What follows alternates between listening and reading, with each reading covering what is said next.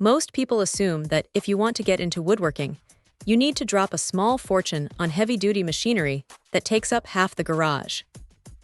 But then you come across something like this little palm router, and it makes you wonder if that's really the case. It's an 800-watt unit that feels surprisingly punchy for its size. When you first pick it up, the mix of aluminum and plastic gives it a decent weight. It doesn't feel like a cheap toy, but it's light enough that you aren't going to be fighting it while trying to follow a curve. What's interesting here is the transparency. The base is clear, which is a massive help when you're trying to see exactly where your bit is hitting the wood. There's nothing worse than guessing your depth or alignment, and having that visibility makes a world of difference for beginners or anyone doing detail work.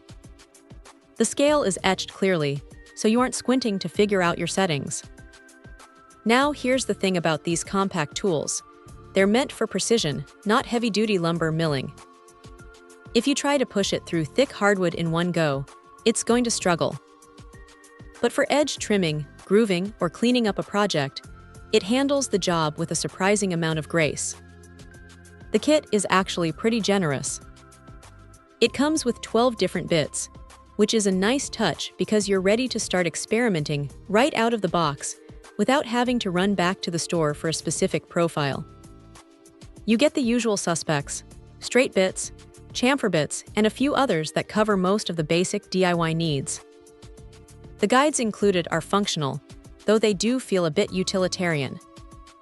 The straight guide is solid enough to keep you on track, and the trimming guide does a decent job of hugging a curve, provided you take your time.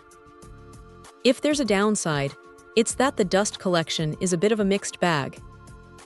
It's there and it helps, but don't expect it to keep your workspace spotless. You'll still be reaching for the shop vac when you're done.